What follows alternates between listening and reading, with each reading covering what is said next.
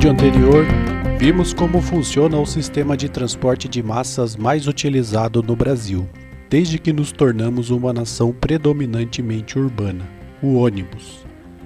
Mas este seria o único sistema disponível? Ou seria mesmo o mais eficiente e economicamente viável? Há escolhas para o transporte público além dos sistemas rodoviários? Em mais um vídeo da série Mobilidade Urbana, falaremos agora sobre transporte público sobre trilhos.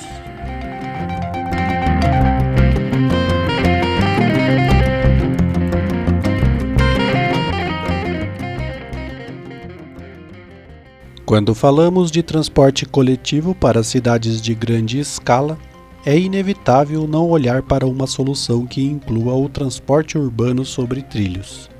Ainda que existam cidades de grande porte e até mesmo metrópoles que relutam e defendem o custo da implantação do sistema BRT ante a implementação de um metrô ou VLT. E essa é a atitude que demonstra uma visão imediatista e de solução paliativa para problemas crônicos de mobilidade destas cidades. No médio e longo prazo, a saturação do sistema viário, o incremento populacional, a degradação das infraestruturas de transporte e o trânsito caótico vão se impor novamente. E o que pareceu uma solução de baixo custo relativo há poucos anos atrás, e o que pareceu uma solução de pouco custo relativo há poucos anos, irá se mostrar totalmente defasada, transmitindo à gestão pública a sensação de enxugar gelo. Quando Curitiba mostrou ao mundo a solução do BRT, nos idos das décadas de 1980 e 1990, parecia ter se atingido a solução ideal para a mobilidade urbana de grandes cidades. E observou-se muitas das cidades da periferia do mundo partindo para esta solução. Contudo, passando mais de 30 anos, ficou evidente que o sistema de fato é eficiente, mas tem um limite, e deve ser entendido como apenas mais uma peça para uma solução de mobilidade completa para cidades de médio e grande porte, e principalmente para as metrópoles. As massas de passageiros destes centros urbanos são grandezas inimagináveis de serem transportadas exclusivamente sobre ônibus, diariamente. Ainda que exista, como vimos, as soluções de faixa exclusiva e corredores centrais além do BRT, que privilegiam o transporte público. Mas para cidades desta magnitude, aplicar exclusivamente esses modais é condenar a paisagem urbana a um emaranhado de canaletas expressas e a um trânsito caótico. Para termos uma dimensão, o sistema de metrô da cidade de São Paulo transporta diariamente cerca de 5 milhões de pessoas. Isso é mais que a população total da região metropolitana de Curitiba, que, de acordo com o censo de 2022, estava próximo de 3 milhões e meio de pessoas. E o que torna impossível imaginar esse contingente cruzando a cidade diariamente de ônibus. Assim sendo, visto a importância do transporte coletivo sobre trilhos, neste vídeo iremos conhecer um pouco mais deste modal, tendo como base o Guia de Mobilidade desenvolvido pelo BNDES, cujo link para download está na descrição. Este modal é reconhecido por um transporte de alta capacidade, indicado para os sistemas dorsais de grandes cidades, capazes de conduzir uma enorme quantidade de pessoas de uma extremidade à outra de centros urbanos em menores tempos. São economicamente viáveis para demanda superior a 25 mil passageiros por hora e por sentido, e operam com uma segregação total do sistema, ou com uma interferência muito mínima em trechos menos adensados, como no caso de trens urbanos. Como são os componentes de maior capacidade do sistema, seu planejamento deve ser feito em conjunto e considerando os outros componentes de mobilidade, como o ônibus, aplicativo e mobilidade ativa. A caracterização dos sistemas de transporte coletivo sobre trilhos pode ser feita sucintamente a partir dos aspectos de material rodante, sistemas operacionais e infraestrutura. O material rodante em sistemas baseados em trilhos são as composições que levam os passageiros propriamente dito. Ao contrário dos sistemas de ônibus, é altamente especializado e possui diversas configurações.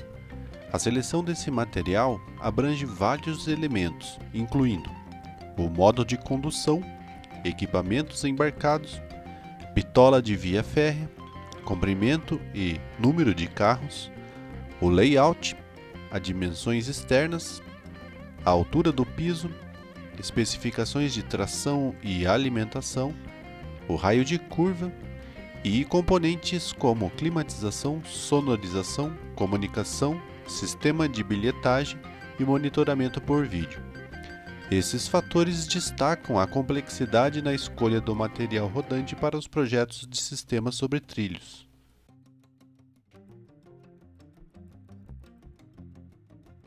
Os sistemas sobre trilhos, como o VLT, monotrilho, metrô e trens urbanos, exigem sistemas de controle operacional centralizado em um Centro de Controle Operacional, ou sigla CCO. Esse centro gerencia a operação, sistemas de sinalização e envia comandos para equipamentos de campo, ajustando intervalos de tempo entre composições conforme faixas horárias. Esses sistemas abrangem também estações, vias, plataformas, subestações, pátios e áreas controladas.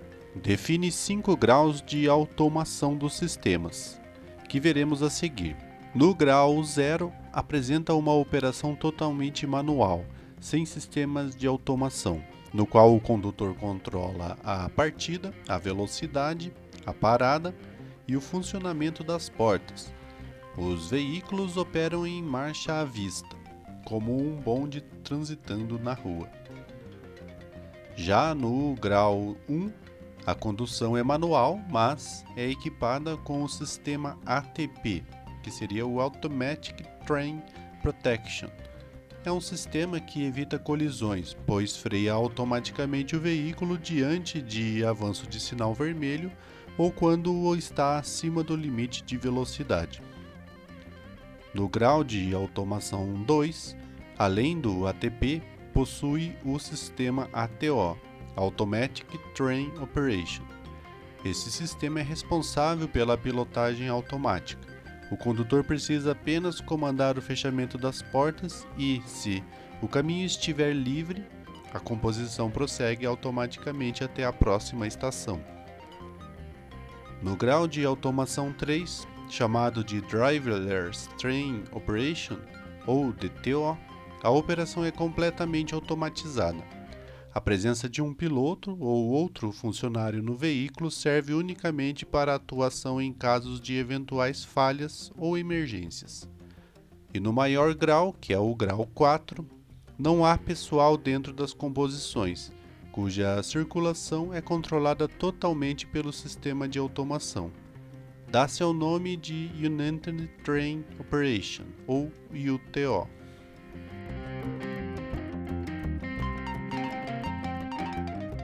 A infraestrutura para sistemas metroferroviários abrange diversos componentes como vias, cabeamentos, subestações, pátios, estações e centros de controle operacional.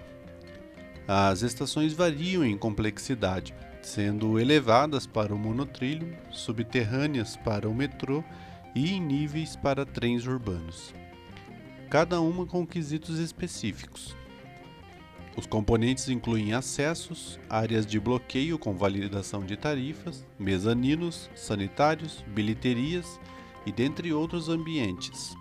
Os pátios são complexos, incluindo edificações operacionais para as atividades administrativas, gerenciamento, manutenção e obras. Estes são apenas alguns quesitos, não sendo um detalhamento fiel de um projeto para a infraestrutura de uma rede metroferroviária. Apenas para termos noção de quanto é complexo E quantas variáveis incluem este sistema? Veremos a seguir 4 sistemas sobre trilhos que poderão compor a mobilidade das grandes cidades.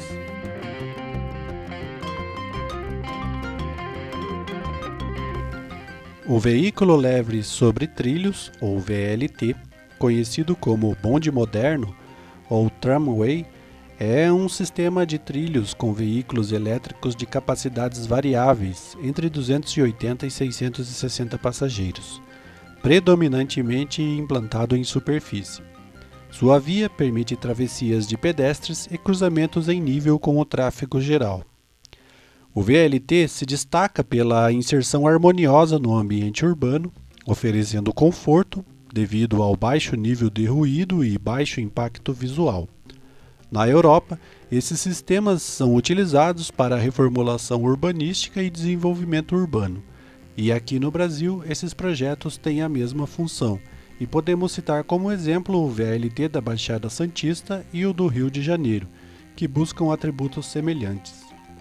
Quando implantado em sistema segregado, o VLT adquire características operacionais de um metrô leve ou light metrô, diferenciando-se pelo menor custo de implantação e menor capacidade que o metrô original. Podemos resumir o sistema com os seguintes pontos. Estações são implantadas entre 300 e 600 metros de distância entre si. A travessia de pedestres e cruzamento em nível com o tráfego geral. Estações podem ser abertas ou fechadas, com cobrança de tarifa interna ou externa, dependendo das necessidades da operação. A velocidade comercial é de 15 a 25 km por hora. Estações de embarque e desembarque com plataforma no nível do piso do veículo, entre 30 e 45 cm do nível do solo. E composições de tamanhos e capacidades variáveis, entre 280 e 660 passageiros.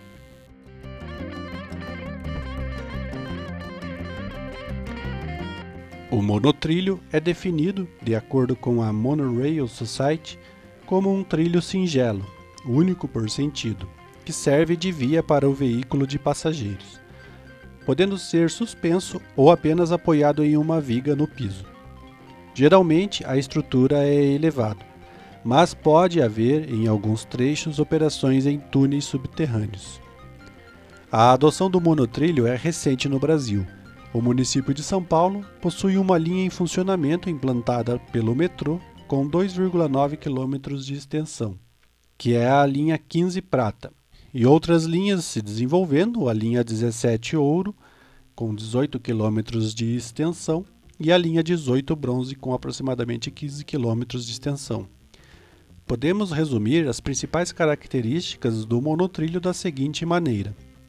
A cobrança, validação da tarifa, é externa aos veículos. Pilares e vigas mais leves e delgados que no caso do metrô suspenso ou viadutos rodoviários, com uma altura variável de 8 a 15 metros. Sua composição pode variar de 2 até 8 carros. As estações são fechadas com portas de plataforma. As composições têm capacidade de até 1.000 passageiros, aproximadamente 30 mil passageiros por hora e por sentido, podendo chegar a 40 mil.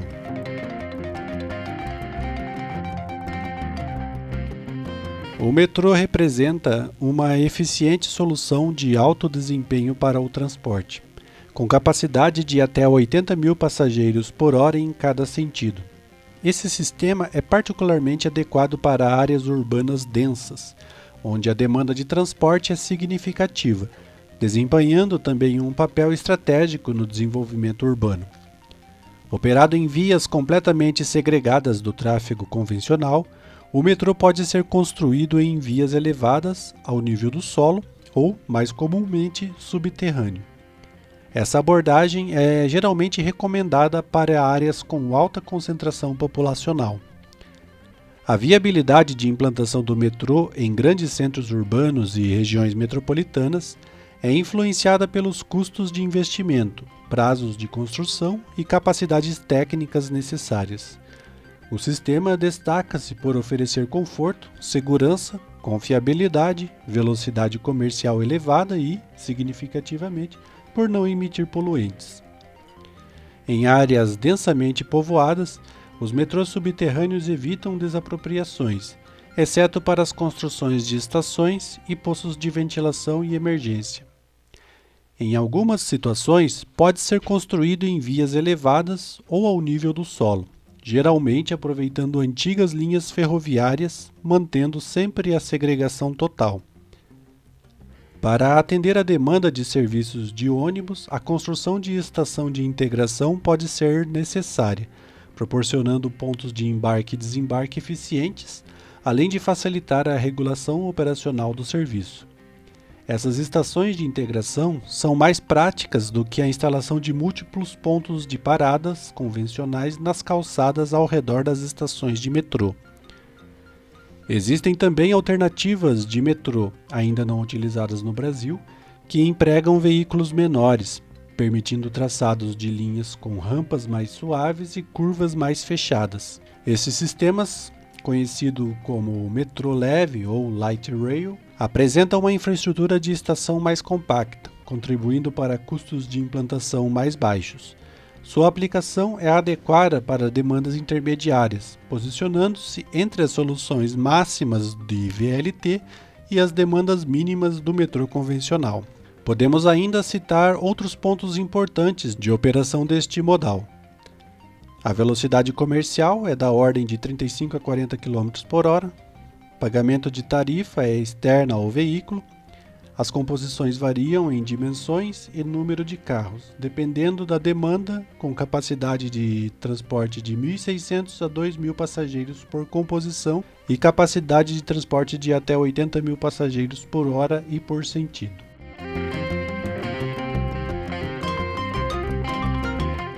O trem urbano é um sistema de transporte com alta capacidade, podendo transportar mais de 40.000 passageiros por hora em cada sentido, especialmente quando opera com alta frequência e com composições mais longas. Ele abrange regiões metropolitanas e pode atender áreas intermunicipais. As principais diferenças operacionais entre o trem urbano e o metrô estão relacionadas às distâncias entre estações, de 1.000 a 1.500 metros para o metrô e de 1.200 a 4.500 metros para os trens. A aceleração e desaceleração, maiores nos metrôs, aos intervalos entre composições, cerca de 2 minutos para o metrô e de 4 a 6 minutos para os trens. E as velocidades comerciais usuais, que vão de 35 a 40 km por hora para os metrôs e de 50 km por hora para os trens. Essas características destacam a utilização do metrô em centros urbanos densos, enquanto os trens são mais apropriados para regiões menos densamente povoadas, frequentemente com extensão de linhas de metrô para conexões interurbanas em regiões metropolitanas. A implantação do trem urbano é atualmente limitada em áreas mais densas devido aos altos custos de desapropriações, necessidades de remoção e ao seccionamento do tecido urbano. Embora os trens urbanos possam operar com um desempenho equivalente ao metrô em termos de velocidade e capacidade, as operações usuais no país frequentemente apresentam desempenho inferior. O traçado geralmente ocorre em superfície e é totalmente segregado, exceto em trechos pouco carregados, nos quais podem ser utilizadas passagens de nível. O traçado de trem muitas vezes divide um bairro ou mesmo uma cidade, criando segregações no tecido urbano. Os trens urbanos estão presentes nas capitais de vários estados do país, sendo que os dos maiores sistemas estão localizados em São Paulo e Rio de Janeiro. Eles possuem características operacionais semelhantes às do metrô, com um intervalo mínimo entre composições de até 3 minutos. Alguns sistemas, como os de Belo Horizonte, Recife e Porto Alegre, têm características de trens urbanos. embora sejam denominados metrôs. Alguns destaques desta operação seriam: as estações são fechadas, a velocidade comercial é de 50 km por hora, a segregação é feita por meio de muros ou gradis, sem passagem de nível, a cobrança ou validação da tarifa é feita nas linhas de bloqueio das estações. As composições variam em dimensões e número de carros com capacidade de transporte de 1.000 a 2.000 passageiros por composição, e capacidade de até 40.000 passageiros por hora e por sentido.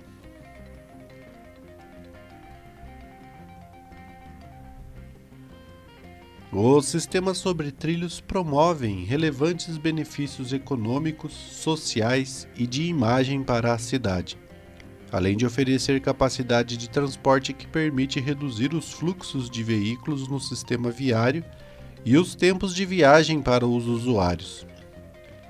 Por usar em sua maioria a eletricidade como fonte de energia, as emissões de poluentes locais são inexistentes e as de gases de efeito estufa são menores do que as soluções baseadas em motores de combustão interna, como os ônibus. Embora podemos observar muitos ônibus rodando no país com a utilização de energia elétrica como a fonte de movimentação. Outra vantagem é a confiabilidade da oferta quando implantado de forma segregada do tráfego geral, para poder operar com frequências uniformes, o que significa que o usuário tem a exata certeza do momento em que a composição vai chegar no ponto de parada e também a exata certeza do momento em que ela vai chegar no seu destino. Os sistemas sobre trilhos têm vida útil muito superior aos sistemas sobre pneus, podendo chegar com facilidade a 30 anos ou mais, havendo vários casos em circulação com mais de 50 anos, especialmente na Europa. Se você gosta de temas como cidade, arquitetura e urbanismo, considere se inscrever aqui no canal. Estamos falando atualmente nesta playlist sobre a mobilidade urbana e ainda teremos alguns vídeos para encerrarmos esse tema. Deixe seu like para fortalecer o canal. Obrigado por assistirem e até mais.